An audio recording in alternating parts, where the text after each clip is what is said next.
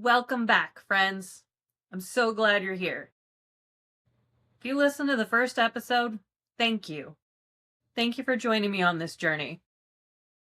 In our first conversation, we talked about belonging and how, at our core, every single one of us wants to know that we matter. We want to know that we're seen, valued, appreciated, and connected. We want to know that who we are is enough. And as I was reflecting on the episode and thinking about where to go next, I kept coming back to a question that has shown up again and again throughout my life, both personally and professionally. If belonging is something that we desire so deeply, why do so many of us spend time in our lives hiding? We spend so much of our time isolated and secluded and walled up from one another. Why do we do that? I don't always mean that we're physically hiding. I mean, for the most part, emotionally hiding. Yeah, some of us physically hide. Sometimes we hide behind our accomplishments. We hide behind our busyness. We hide behind we're hiding behind perfectionism. Hiding behind humor. Who doesn't love to tell a good joke, right? Hiding behind being the strong one. Hiding behind being the helper. Hiding behind the version of ourselves that we think other people will accept.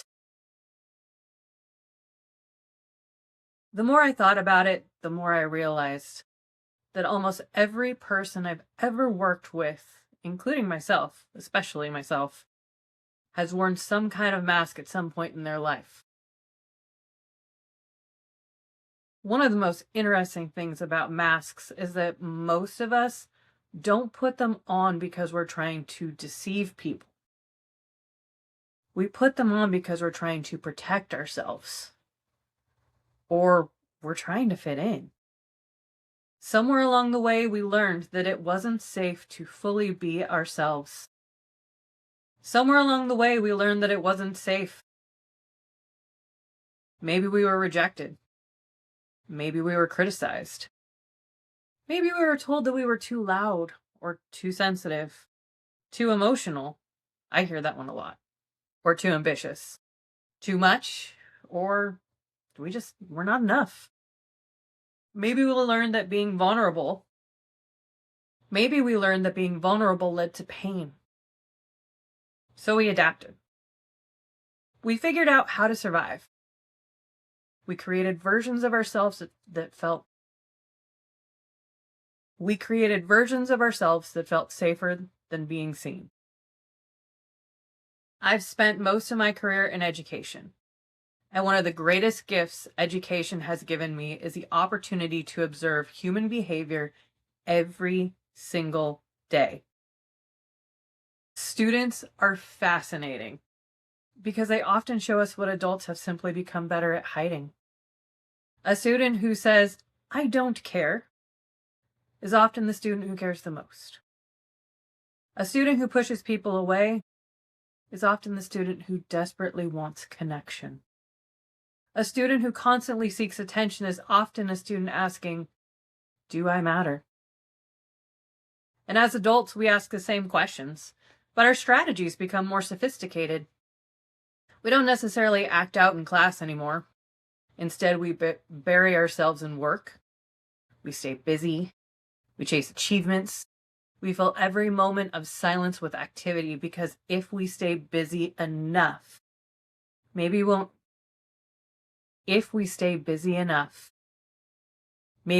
have to face the fact of the things that we're avoiding.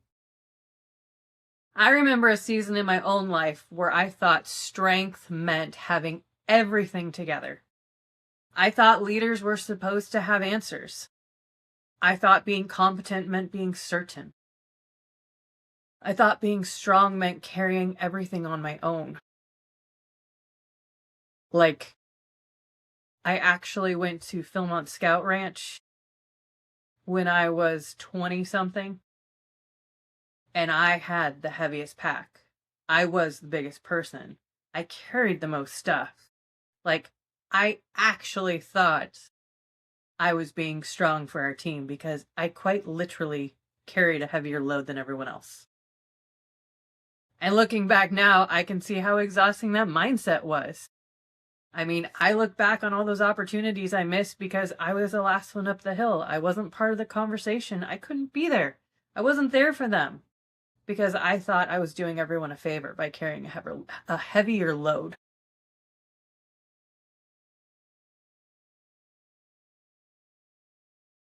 So looking back now, I can see how exhausting that mindset has been. I was showing up for students, showing up for staff, showing up for family, showing up for friends, and trying to be everything for everyone, except for me. I can see how exhausting. The problem was that I had convinced myself that asking for help was weakness. I had convinced myself that if I was struggling, I needed to figure it out privately. What I didn't realize at the time was that I wasn't protecting myself.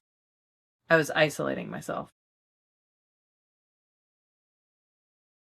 And I recently learned, since I've recently connected with Jesus, that the devil feeds on isolation. One of the most powerful lessons I've learned over the years is that being needed and being known are not the same thing. Think about that for a moment. Being needed and being known are not the same thing. There are people who are needed by everyone. There are people who are needed by everyone around them. People rely on them. People call them when they have problems. People look to them for answers. Yet deep down, they feel completely alone. Because nobody really knows them. Nobody knows what they're carrying. Nobody knows what keeps them awake at night. Nobody knows what they're afraid of. They're surrounded by people and they don't feel seen. I think that's one of the reasons belonging matters so much. Belonging isn't about being useful. It's about being known. It's about being accepted. Not just for what you do, but for who you are. It's about being able to show up as your imperfect, growing, learning, human self and still be welcomed. It's about knowing that your value isn't tied to your productivity, your title, your accomplishments, or your ability to hold everything together. Not in the least bit. Recently, I was talking to someone who looked incredibly successful from the outside. Actually, I'm on this kind of crazy leadership journey right now, and I can tell you, I was in a room full of 100 and something people, and I spoke to so many people that they look successful on the outside. You check their social media, they look like they have it all put together, all made. Heck, even with our disc golf podcast, I've been able to sit down with some of our disc golf pros that look like they have everything together and come to realize they're just people. They're people like you and me. They've done whatever was necessary to get to where they are. They have great work ethic. They have great mindsets. And they're still human. They are still human. So I was looking at these people who seem incredibly successful from the outside. They have a great career, great family, great reputation, the kind of person people admire. And in the middle of our conversation, they said something that stopped me in my tracks. They said, I don't think anyone really knows me. I remember sitting there thinking about how many people must feel exactly the same way. How many people are performing a version of themselves that feels acceptable while secretly wondering if anyone would still choose them if they stopped performing. And that's one of the things about belonging. True belonging requires authenticity. You can't truly belong while hiding. I mean, think about hide and seek. You're in the game while you're hiding, but it's not really fun until you're found. If people only know the mask, then the mask belongs, not you. Deep down, you'll always wonder whether people would still love you, respect you, or choose you if they knew the real story. That's an exhausting way to live. It's exhausting because no amount of achievement can heal the fear of being unknown. And the older I get, the more I believe that courage has less to do with being fearless and more to do with being authentic. Courage is telling the truth. Courage is admitting when you're struggling. Courage is asking for help. Courage is setting boundaries. Courage is pursuing the dream that scares you. Courage is allowing people to see parts of your story that aren't polished yet. It's choosing connection over protection. And as I was thinking about this next episode, I was really thinking on courage because I just did a 30-day courage challenge on Mindful Flight.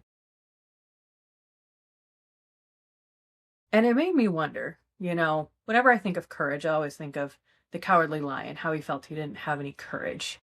And the Tin Man didn't have a heart, and the Scarecrow didn't have a brain, and Dorothy didn't have home. And I want to put this out to you. If you were a character from The Wizard of Oz, what would you be looking for to be whole? What would you be looking for to feel that you made a difference? And I have yet to come up with an answer for that, so I will be working on that. I really will. No, actually, maybe I do have an answer. Something I've learned through this leadership journey is that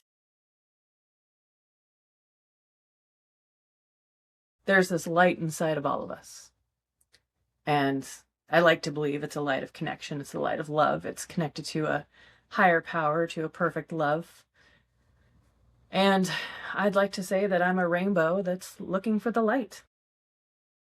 Because I didn't realize the light was inside of me.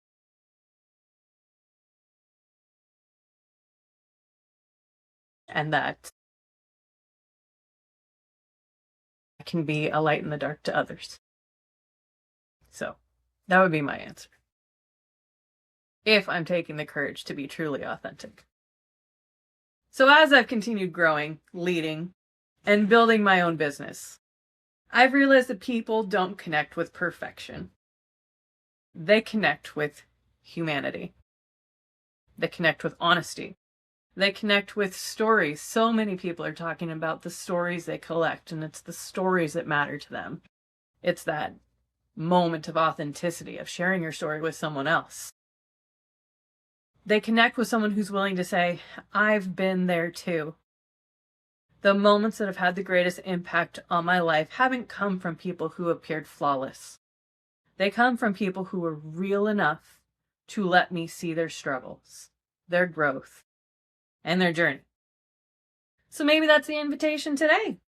Maybe the invitation isn't to become someone new.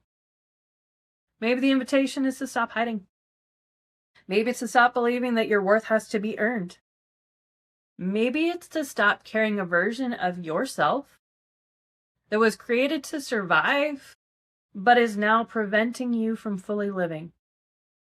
Maybe it's to take one small step towards being seen, being heard. Not a giant leap, just a step, just one step. One honest conversation, one vulnerable moment, one truth you've been afraid to say out loud, one opportunity to let someone know what's really going on beneath the surface. Because belonging doesn't happen all at once. It happens one authentic moment at a time. Think about being on the playground. Like, if you were a little kid, you go up to someone, say, hey, will you go down the slide with me? Will you play on the swings with me? I'm going to tag you, just come up and tag you.